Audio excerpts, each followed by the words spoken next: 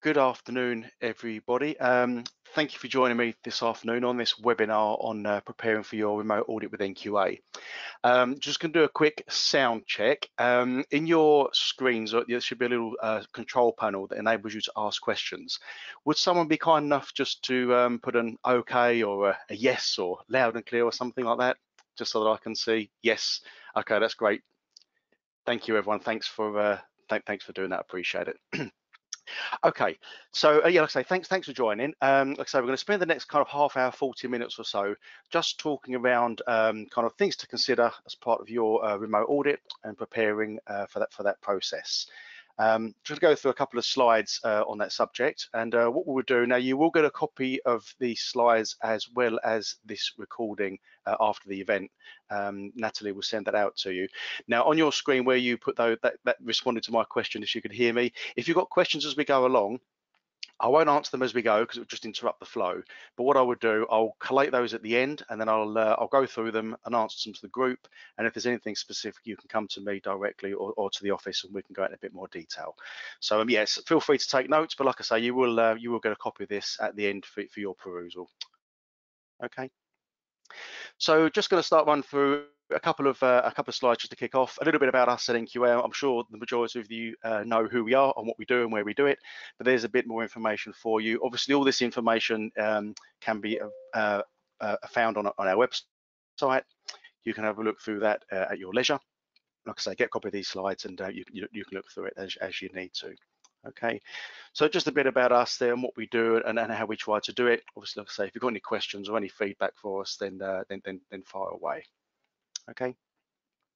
So just a little bit about me then, in case you wondered who's talking to you this afternoon. My name is Martin Graham, and I'm the training manager and also a field lead auditor at NQA. I won't give my life story, but been in the industry now for the very best part of 20 years, covering quality, environmental, health and safety, the SSRP scheme, and also energy management as well. So that's what I look like for those of you that are at all interested. Okay.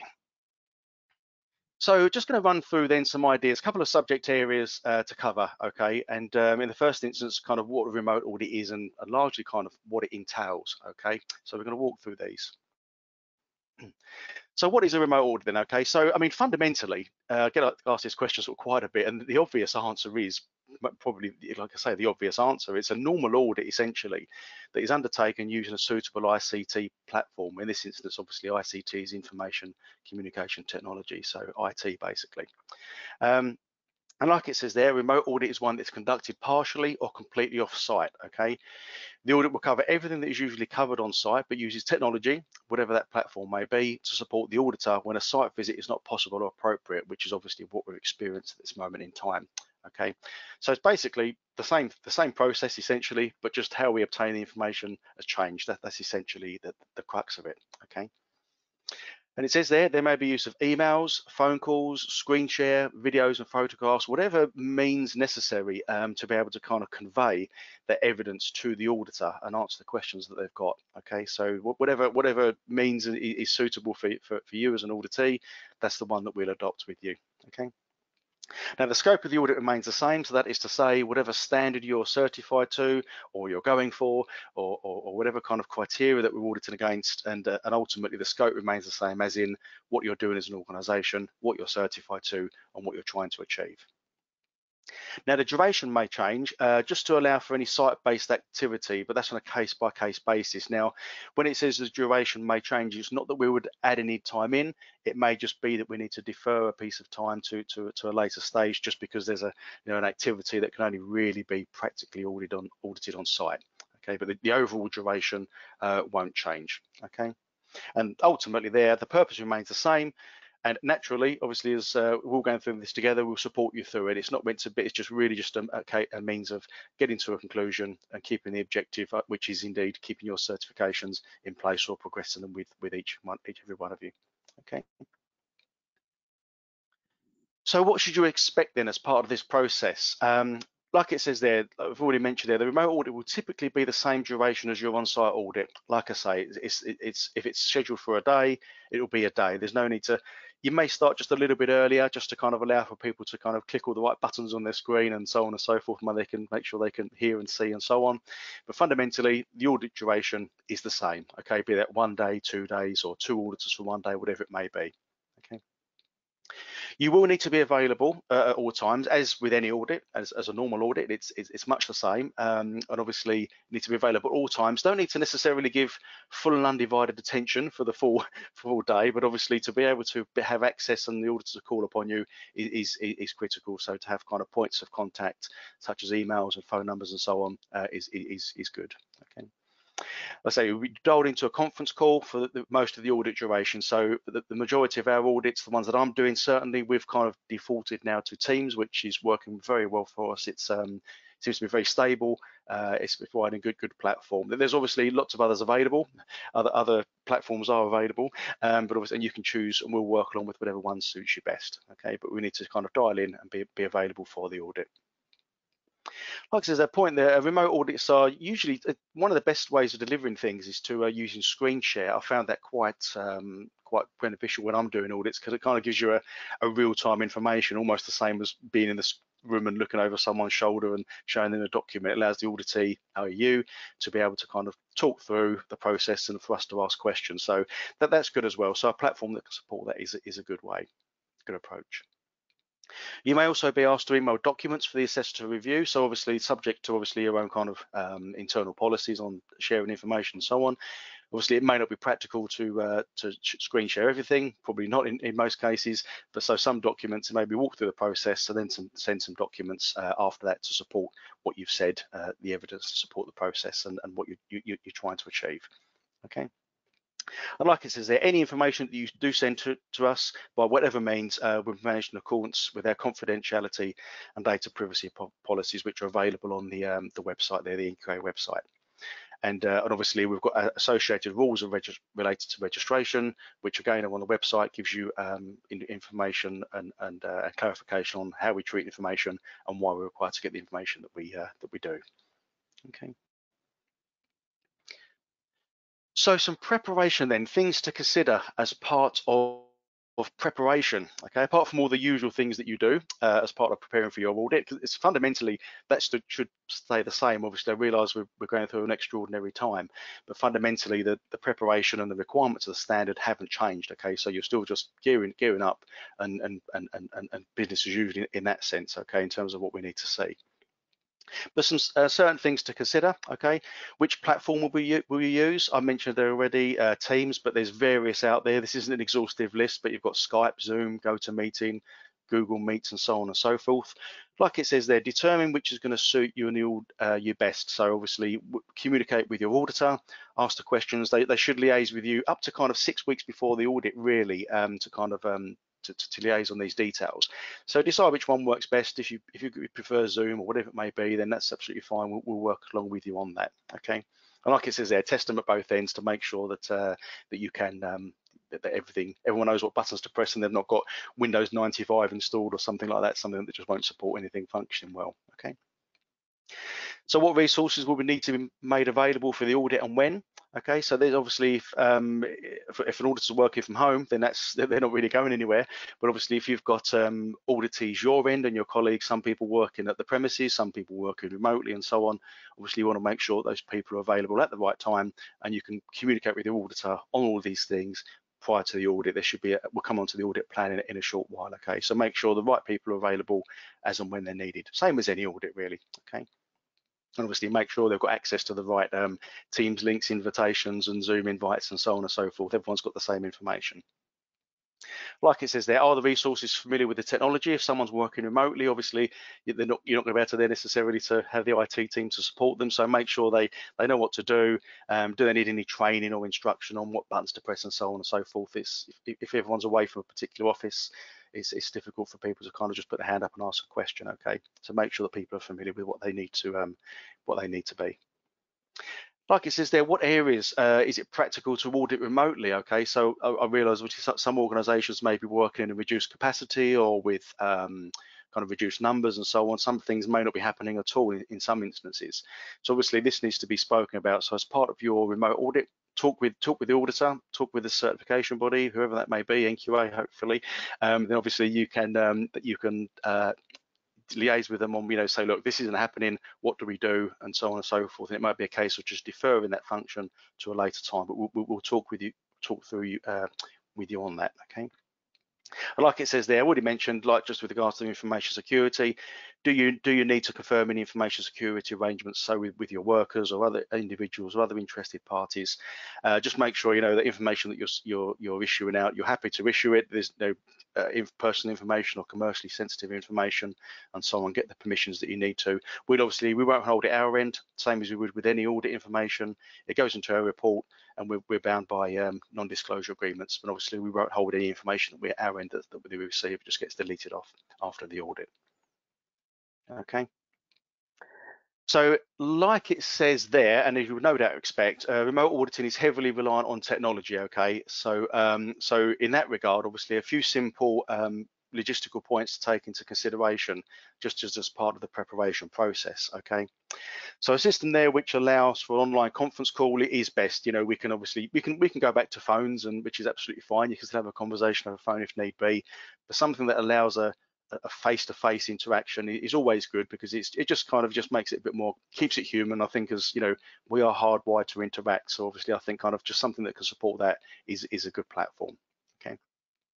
Like it says there, if you don't have access to that, then obviously we can send you an invite to Teams, and that's just kind of a Microsoft application, so that works fairly well. So you just need to literally follow the link in your email, and it will take you straight in. Quite a nice, simple process we've been using. Okay. If online connectivity isn't possible, we can obviously default, like we say, to emails, obviously telephone calls, to kind of just clarify and ask questions about the information that we've been sent. So if you're not happy, or you can't access a particular platform, it's not the end of the world. We can still carry on with the remote audit and work through it with you. There's still ways of communicating. It's just how we get that information, like I say. Like it says there, please ensure you're familiar with the technology prior to your audit to avoid unnecessary delays. Just so, nothing wrong with even having a quick dry run, so to speak, the day before, the week before, whatever it may be. Make sure that everyone kind of feels comfortable and and happy where they are. I think everyone's getting a bit more comfortable with online processes now, but obviously to some degrees, for those of you who are going through a remote audit for the first time, which I realise you may be over these next couple of months, nothing wrong with having a bit of interaction with your auditor there to get used to that process. Okay.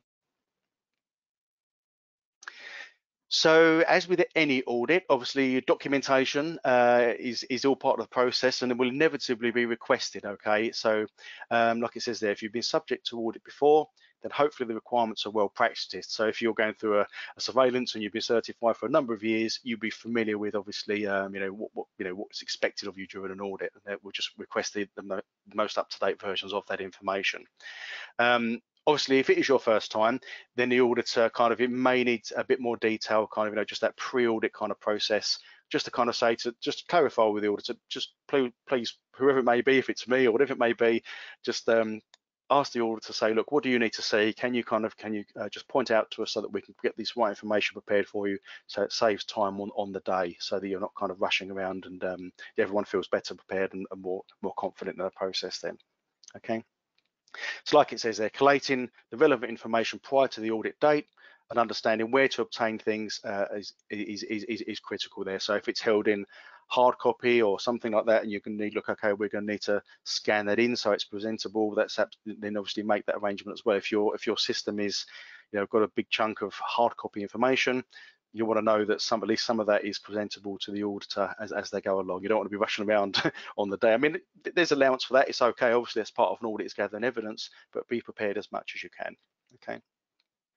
And like it says there, relax. Obviously, I know it's a strange time. It's an extraordinary kind of way of auditing. We've been doing it for coming up a year now, and it's still not entirely normal. It's a strange process, but relax, ask the questions, interact with your auditor and your certification body, and they and indeed we will of course support you through that. Okay, so the objective here is same as it's always been: keep you certified, achieve the audit objectives, and get you out the other side with it. Okay.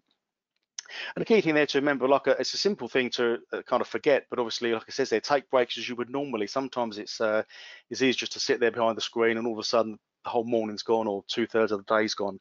But build in the breaks, you don't need to sit there, for the entire day staring at the screen. Take your breaks, take your coffee breaks and lunches, obviously. Build that into your process. There's nothing wrong with that at all. Okay. Other things to consider then when preparing, obviously, like it says there, confirm the availability of the relevant personnel. So as for those of you that have got health and safety systems and, well, indeed any management system now, so you need to make sure there's relevant people available, such as top management, health and safety representatives and so on. Now that can be kind of via interview over telephone or via the same platform. Just make sure there's people available. Again, just the same as any other normal audit, so to speak. Okay. And like it says there, make sure they get access to the relevant information. So if someone's working from home, your health and safety manager's working from home, for example, and all their records are in the office and they say, oh, all my records are there, well, that's not going to be worked too well on the day. So make sure they've got obviously the access to the relevant records they need to, and are able to kind of demonstrate or present those as they need to. Okay. Establish how you're going to review and share that information. Like we've already said, kind of consider if it's going to be screen sharing, scanned documents, examples, zipped up files of job files and route cards and manufacturing, or whatever it may be that you do, purchase orders and so on. We can also use kind of photos, that's fine as well. We've also using videos to some degree to enable tours of facilities and so on, all working well, obviously, when it comes to video tours. Make sure obviously that you're doing it in a safe manner. Okay, but all of those processes that can help support that sharing of audit information.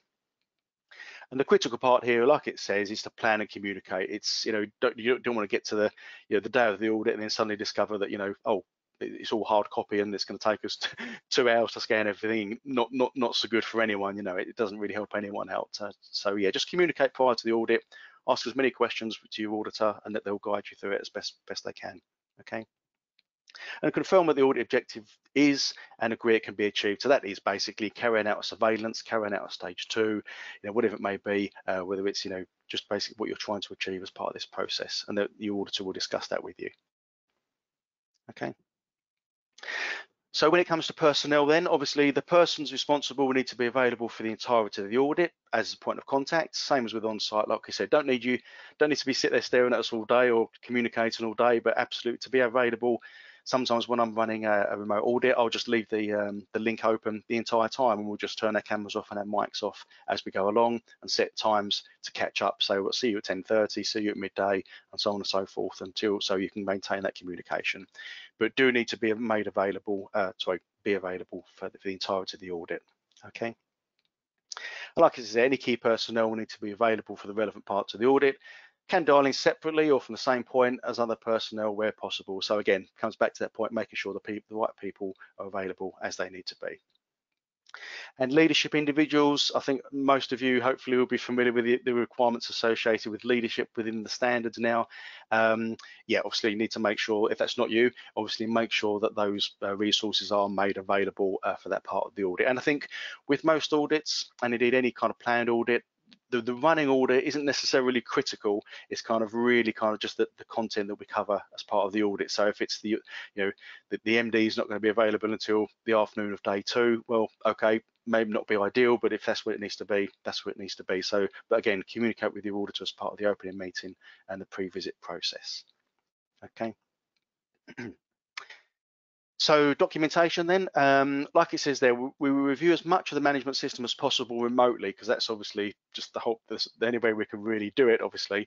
That can be done via screen share, Dropbox, WeTransfer, whatever it may be, and obviously whatever you're comfortable enough sending and it's practical to send. Okay, like it says there, just remember that point about any information security processes and policies that you need to be aware of. And also, if there's been any changes since your last visit to documentation, just to kind of, if you're sending a document, a policy, whatever it may be, across to an auditor, if there's been any changes, just be kind of mindful just to highlight that, so that it says, okay, we've made this change, because obviously they may not be there in the first instance to ask you about what the changes may have been. Okay. But like it says there, be prepared to talk through documents and processes as you would during an on-site audit. It may be a case where I tend to do it myself. I'll get a chunk of documents through, review them, get a list of questions, and then say, okay, I'll just need 20 minutes or so, half hour with the person just to run through, clarify the points, and then we can move on. Okay, that's what we try and do, is try and build up a bank of questions, and then we can kind of move into the next step. Okay. So site tours then, already mentioned there about potential ways of gathering information, could be include videos or whatever it may be. I've done it a couple of times now where I've had live streaming, if you like, a remote control auditee, telling them where to go and look into things.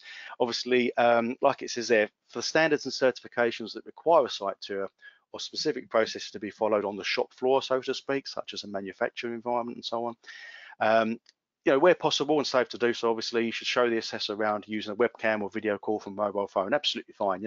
Doesn't need to be, a huge, Martin Scorsese documentary or film Oscar winning. It just needs to be kind of, look at the key areas, particularly if it's an auditor that's not been, to your premises before, so they can get to go and look at the areas and so on and so forth. Just get a bit of context to the whole thing. But obviously, like it says there, everything needs to be done in a safe manner and in line with your policies and arrangements. Okay. So like it says, if it's not possible to do that due to technology, health and safety, or whatever it may be, or it may be a location or function's just not actioning or is live, we've got scope there to kind of defer that to the next audit, but obviously we will discuss that with you on a case-by-case basis for the impact that may have. But again, doesn't need to be a showstopper, but obviously we need to be able to kind of understand that in good time as soon as we're able to. Okay. And it's also possible, like it says there, with some prior arrangement to capture relevant images as a recording before the audit, so and engage with the auditor early to explore the possibilities. So it may be, if we're saying, look, okay, I want to take some pictures of this or some stills or some scans of this, that's absolutely fine as well, because again, it's all just objective evidence that we would normally be gathering if we were face to face. Okay. So like it says there, engage early with your management to outline, agree any changes. So that's part of our side of things, if you like. So we would make sure that kind of drop you an email kind of up to 6 weeks before is what we're doing now at NQA. So obviously just engage with the auditee, engage with you, say, look, okay, we're coming to do this, and then we can set the ball rolling, okay? Understand the level of paper versus soft copy records. Like I say, be prepared in that regard. If there's a big chunk of percentage of hard copy, obviously need to be taken that into consideration. Keep on top of document requests and requests for information. It can be easy to, during conversation, sometimes it's easy, but if you're getting bombarded with emails from an auditor, just say, look, okay, just tell me what you need, and obviously then I can track it and compile it for you. So, if there's, just get it concise and just ask it to be as clear as it can be, okay? Don't be afraid to, your auditor's not anything special. Obviously we've got our job to do, same as all of you. So if you're not clear on something, just say, what is it? I'm not sure what you need. Pick up the phone, whatever it may be, okay? Like it says, their ad hoc kind of desk interviews may not be possible. So like we said earlier, if someone's working from home or if they've got arrangements such as family and schooling and so on and so forth, obviously just make sure that within that plan, the right people know where they should be and when for your side of things as well. Okay. Do you need to consider time zones? Obviously, it won't affect everyone, but it certainly did me. I was doing an audit last year where I was auditing a client that was on the east coast of America. So that was a kind of obviously I had to adjust for the audit day and various times and lunches and so on. So may not apply, but obviously if you've got an organisation that is the size and shape where there's different departments and things like that with regards to time zones, you may need to factor that in, just a logistical thing to consider. And like it says there, consider what's in scope. Have working practices affected the activities and functions of the business? So, obviously we've all been through this experience over the last year or so, 11 months or so, and it may have changed working practices and subsequently the management system both. So be prepared to kind of, just have a conversation with your auditor about that and explain, look, okay, this has happened. Give the auditor a bit of context so so they might not kind of raise issues that out of context it seems like there's an issue, but when it's explained, it's not necessarily the case, okay? And establish what can be audited effectively remotely. Like we've already said, it may be that an in-person visit may still be required, and we manage to defer a bit of time for that, but that can all be spoken about just as part of the preparation and say, look, okay, are we happy that we're going to cut what we can cover and what we can't, okay? Part of the preparation as well, absolutely. Develop a good plan. That's critical. Now the auditor should issue some kind of plan or some communication or list of documentation and so on. In a lot of instances, that they may just run to some degree from the plan that was in your previous visit report or the previous visit plan for moving forward. But obviously, what may not be clear on that is kind of, if that needs to change at all. So may contain a bit more detail, but request it by all means. Absolutely, ask for clarification and just make sure you're up to speed with what's going to be required. Give detail on timings, like it says there, personnel needed, specific areas to cover, and so on and so forth. So made it a little bit more, what's the word, a little bit more kind of accuracy or precision when it comes to timings, because obviously if you're not in the building and can go and talk to people in different departments, you might need to say to people, look, I need a specific time to make sure that people know exactly when they're going to be needed during an audit. Okay. Instructional preparation. So part of that, you may need to go through your different departments or your colleagues and say, look, okay, this is happening. This is the way we're going to be doing it, and just so they're prepared and fully up to speed with everything. Okay, like we said there, may need a dry run. Absolutely nothing wrong with that. Feel free to do that with your auditor. I'm sure they'll set 5-10 minutes aside out of their day to have a run through with you, just to make sure everyone's comfortable with what's being done. Like I say, try and minimize distractions. Sometimes it's easy when you're working remotely. It's kind of it's a strange thing, but obviously to minimize the distractions, certainly if you're internally, if you've got auditees who are at home and so on. I know it's not always possible. I've got a daughter myself, and sometimes she's curious about what's going on, but try and obviously minimize that. Keep it to as work environment as possible, obviously within the realms of being human and practical. Okay. So how has remote auditing changed things then? Apart from kind of entirely to some degree, it's certainly changed my working life. And obviously, some of there's pros and cons. Obviously, we've made some big adjustments within NQA, and the industry is still kind of going through that process. But some of the positives, if you like, I say in theory, it shouldn't change anything, because it's 9001 hasn't changed, 14001 hasn't changed, whatever standard it may be. It's just how we're getting that information. Okay. So some pros there. Okay, it can more thoroughly test the system. I know I had some feedback from, well, a couple of clients in fact, and they said they actually enjoyed it more. They got more value from it because we were going into a bit more detail, kind of ironically, and not sure if all auditees prefer that, but it was it kind of forced a bit more discussion rather than just documentation reviews and so on. So good testing of a system. Like I said there, it can enhance communication. It's kind of making sure that you're having to ask the questions and get to know. You can't just sit remotely and look through documents. It's not a practical way of auditing, not in any sense. Can lead to more creative questions. Like I say, a bit more kind of interaction and more creativity when it comes to questions. Can plan more effectively. That's to say, obviously, you may get a bit more detail in your audit plan, and kind of, sometimes audits, the plan goes a little bit over the place, but certainly with your remote and saying, no, look, we need to stick to these particular times because that's when the person's available. It can provide a bit more structure in that regard. And would you believe it, less stress for the client? Okay, there's a thought. Okay, but obviously, I suppose the idea is that kind of to some degree there's a bit more control there, so to speak, and we're not coming on your premises, and that doesn't suit everyone, but we have found that as well. People say, actually, yeah, that was quite straightforward, and I think the anticipation of it is as with most things, it's worse than the event. When you get there, it works really well. Cons then, okay, for the little one there, obviously potential to hide evidence. Okay, it's in there. It's a potential. It's unlikely, but obviously there's a con there. You may not speak to as many people as you like. Obviously, that may be a case, just the people aren't there, or they're unavailable, or for whatever reason. And also, there may be technology failure. So I think that's kind of one of the things to consider, is make sure that when you're setting up, just make sure you've got a bit of kind of contingency there. So at least, like I said, email addresses and phone numbers, just so that if anything happens, at least you can make a call and communicate and decide on the next steps. Okay. So use of ICT then. Okay, a few things to consider just to clarify on this. Like I've already said, just find a platform that works for you. We'll work around you. Don't need to revisit that, but like I say, just make sure that we've got something that you're working with, that is everyone in your organisation is able to work with and feels comfortable with. Okay, more interactive, like we said, the better. It just allows for that kind of, just keeps it a bit more kind of human, the whole thing. Okay, just allows you to kind of have those conversations. We get a bit lonely sometimes, auditors out in the field, so it's nice to have that someone to talk to, in particular when they've got the video camera on. It makes it a lot more kind of engaging and worthwhile process. Test it, absolutely, little exclamation mark there, but obviously, yeah, just make sure that that the person can use it, that it works. It's not going to, it's not all of a sudden these huge downloads and installations, that it can work and everyone can go straight into it as quickly and seamlessly as possible on the day. Okay.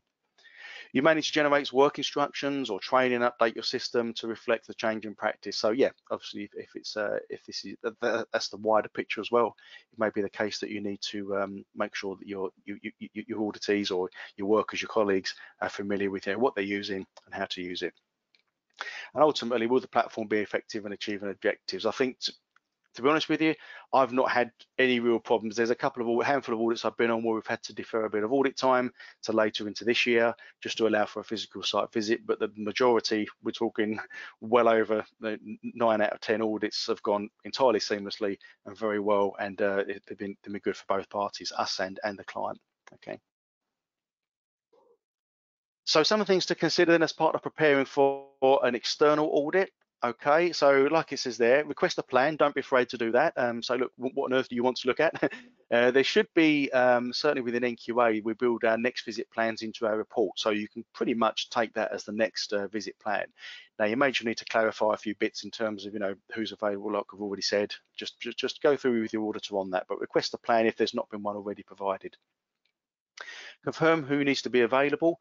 Again, it's kind of largely the same people as normal, as if we were coming to site, but obviously it may be, do you really need to let that person's furloughed, or is whatever it may be, they're no longer in a position, or the position's changed. Talk to your auditor so that you can understand kind of, who you actually need to make available.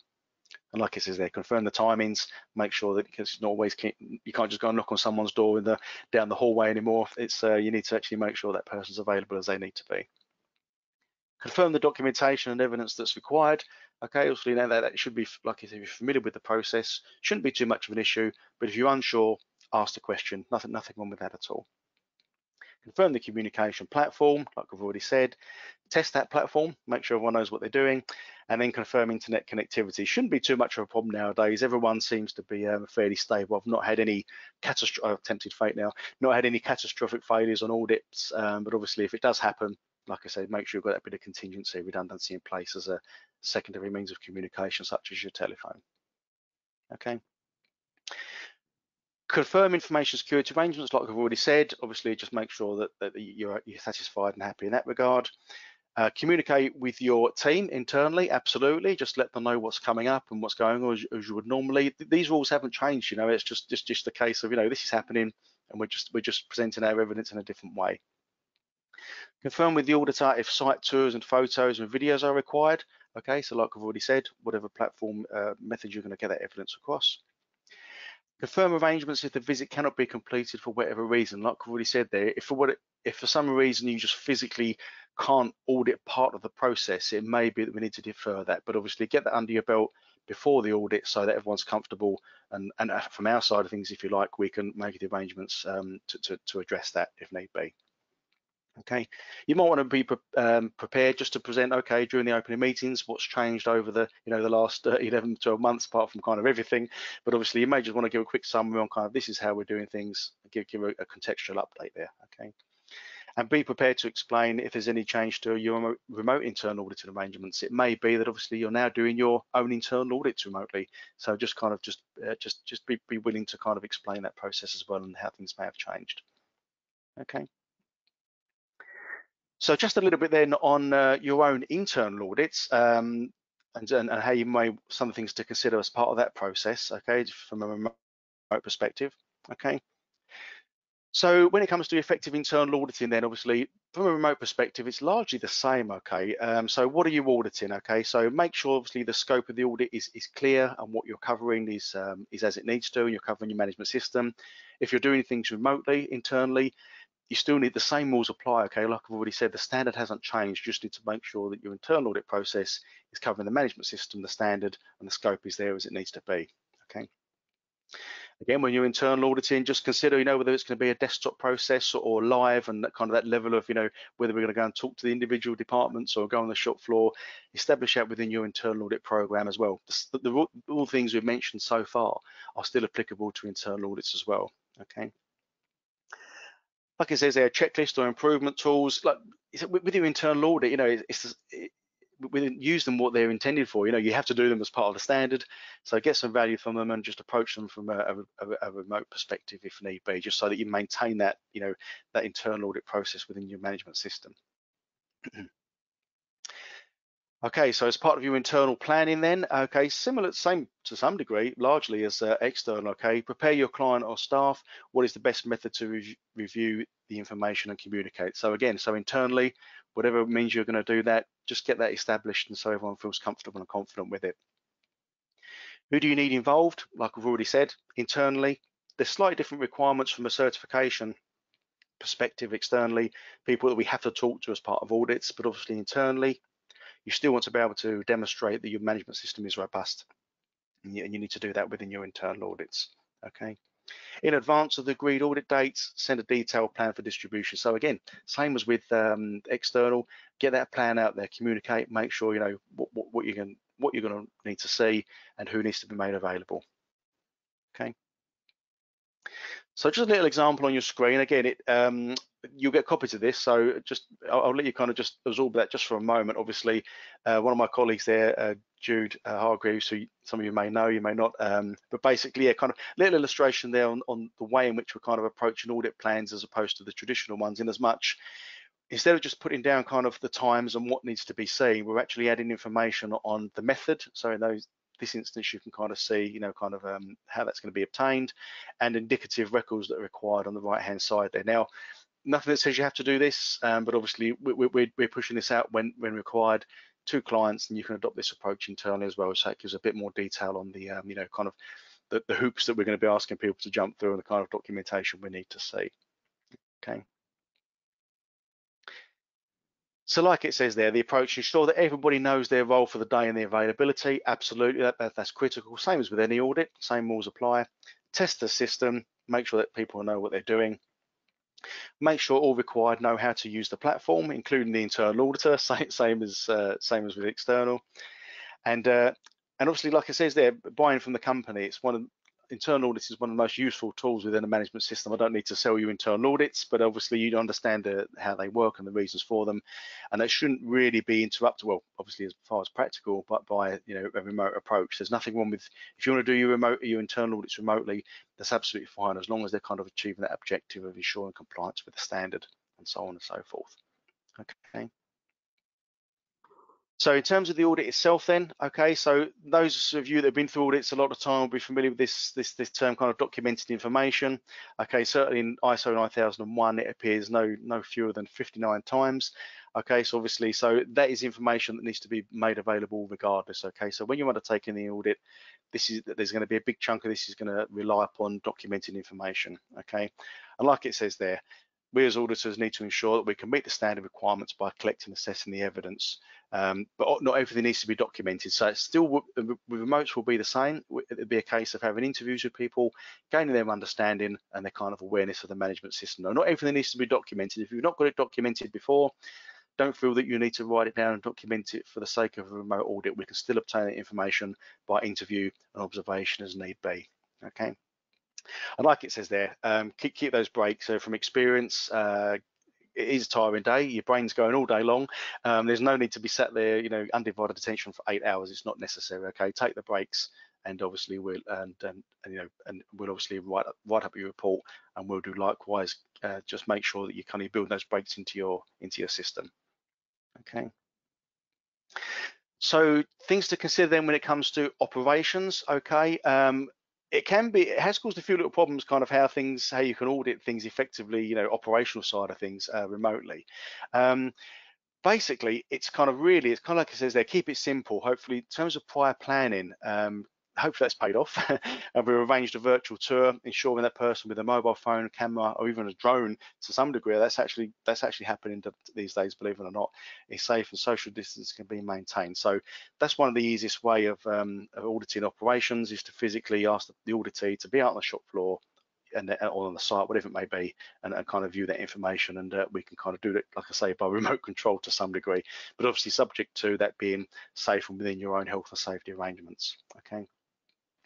And like it says there, the level of documentation will be industry and scope dependent, and the aim is to ensure a process exists so people know what they're conforming to and standardization can be achieved, okay? And the company determines the level of information to be documented. So I think the point there is, like we said earlier on, don't feel obliged to, oh, we've got to email something to the auditor. Say, no, look, we haven't got that written down, but this is the process and this is what we do, and we can obtain the evidence via observational interview, okay?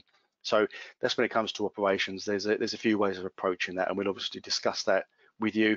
And indeed, when you're undertaking your own internal audits, take those things on board as well. Okay. So from an operational perspective, can you demonstrate that a process is in place and users know what it is? Can we see a live example? So again, when we're auditing, you know, it's always good to see a live example. Completed examples are good, but we'll always look to try and look at kind of a real life, real time example if we can. So talk to someone on the shop floor, talk to a colleague, a worker, and get their feedback on it. Okay. Look at, like it says there, look through the order process, you know, kind of, we'll adopt the same approach. We'll follow the order process, you know, we'll follow the process from beginning to end, look at the examples in between the supporting processes, okay? We'll look to trace back purchases of materials and people and resources and look at their training and so on and so forth. Fundamentally, look, you know, we'll look at we'll still look at the entire process as best we can, okay? But obviously we may have to kind of dive off into different departments at different times and just get it as we go along. So fundamentally here, we'll still audit your process from beginning to end. So we'll say, okay, let's take it through from a customer inquiry through to a through to a delivered item or service, and then what we'll do, we'll ask for the information to support that in between. Now that may take the form of a a complete evidence pack, and then we'll pull in some information out of that. They're associated with the supporting functions and so on, but obviously we'll approach that as we go along based upon a case-by-case basis. But again, it might also be a case that we undertake interviews with live interviews, so to speak. It might be, okay, talk to that person, obviously not while they're operating the machine or doing the job, but okay, what do you understand by? Same as we would normally, talk us through your process, and obviously if people are happy to do that, that can be a good way of doing that as well. Okay. So performance evaluation then, okay, the very back end of the standard, okay, so when you're auditing this and when it's being audited by us, okay, so same rules apply really, okay, so documented information is required to show the effectiveness of the management system, and that hasn't changed, okay, so when you're auditing and being audited, be prepared to present the information that you normally would and have the conversations about how the system's been performing. And like it says there, that includes management reviews, internal audits, along with non-conformities and objectives and so on. So all that information hasn't changed. Those requirements haven't changed. So build that, make sure you've got that to hand. Okay. So things to take away then, just in terms of the whole process, in terms of internal auditing and overall. Like I say, make your life easier. If documents can be emailed over, obviously just kind of make sure you get that information through as need be, and give you time to review them, get yourself collate the information through, and get that over to the auditor in good time. Okay. Don't lose the art of conversation. Certainly not. Obviously, have the conversations you normally would. Interact with the auditor as much as you like to. Ask the questions. Talk about the standard, whatever it may be, and explain the things you need to. Okay. Don't panic, certainly obviously involved there, absolutely. It sounds a bit of a cliche, but it's really, really important. We're here, we'll support you through it. Like I say, the process has been very effective the whole time I've been doing it now. It's been going very well, been some good feedback, and we will support you through the whole process to make sure that it's as seamless and as clear as it can be. Okay. And last but not least, there obviously be aware of secure transmittal of information. So like I've already said, just make sure that information is going somewhere. If it's not NQA, whoever it's going to, just be comfortable and confident that it's going in the right direction and it's not going to be conflicting any requirements or policies. Okay. So there we go. Sorry, that went over a little bit. Forgive me. Obviously, sometimes it's difficult to kind of keep these things within the time. So there's Q&A now, obviously. Now, I'm not going to be able to talk to you individually or as a group, but what I will do, for those of you who've got any questions, please feel free to punch them into that question section on your screen. And what I would do is I'll have a quick look through these now. And there aren't any questions. Blimey, righty. Well, that's okay. That's a first. Well, look, okay. I'll wait for a moment. I'll see if any questions come up. If they do, I'll answer them to the group. If you've heard enough and you've hopefully taken something away from this, then that's good. And please feel free to just leave. That's fine. You will get a copy of this recording and the slides for your perusal at your leisure. Failing that, thanks for joining, and yeah, I wish you all keep safe, keep well, and obviously I wish you well with your audits as they come. Okay, thanks everyone. Thanks for joining.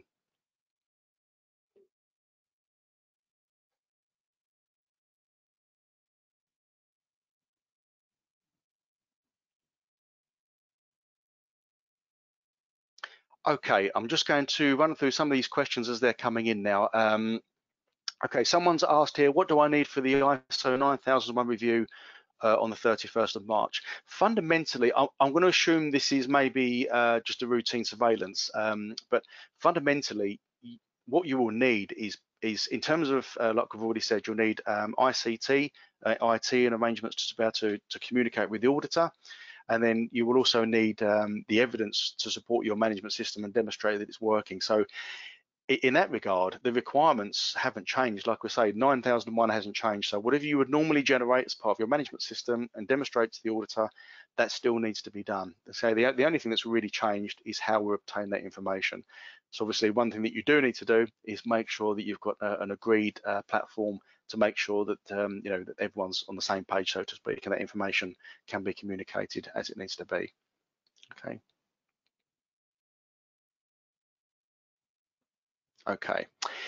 Someone has asked, will we issue training certificates for this webinar? We don't issue training certificates for these. No, it's not something that we do. Unfortunately, it's because we have quite a number on here. I think there was like 70 people on this one today, so it'd be quite chunky. Okay. Someone's asked here. We are a local enterprise agency and let property. Okay. Part of our ISO procedures is to complete unit inspections. Due to COVID and lockdowns and businesses not being in their premises, we have been unable to complete all of these. Will there be a provision made for this? I think, yeah, obviously the key thing here is obviously people's health, safety and well-being. Okay, obviously that's absolutely paramount. So if there's part of your management system that has, shall we say, kind of lapsed and kind of, you've made, with all the best will in the world, you've not been able to perform it, what we would have to make a call on the day and through discussion with yourself is kind of the effect that's having on the integrity of your management system.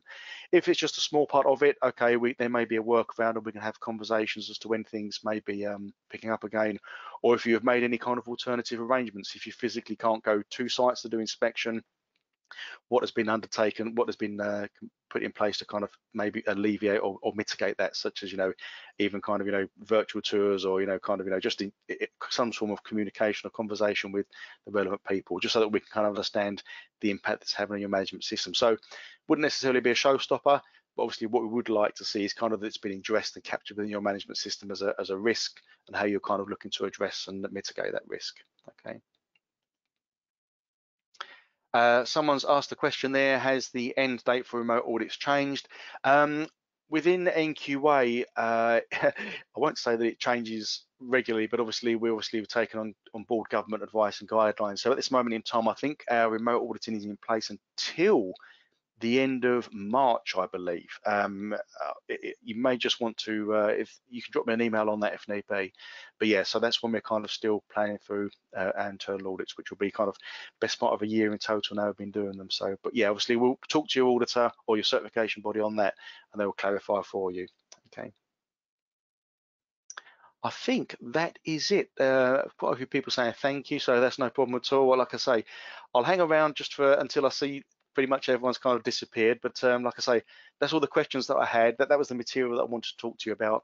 Like I say, if there's anything else you think of, come back to us in the office, or indeed your certification body, and we will work with you through it. Okay. So thanks everyone. Thanks for attending, and yep, stay safe, stay well. Best of luck with your audits. Take care.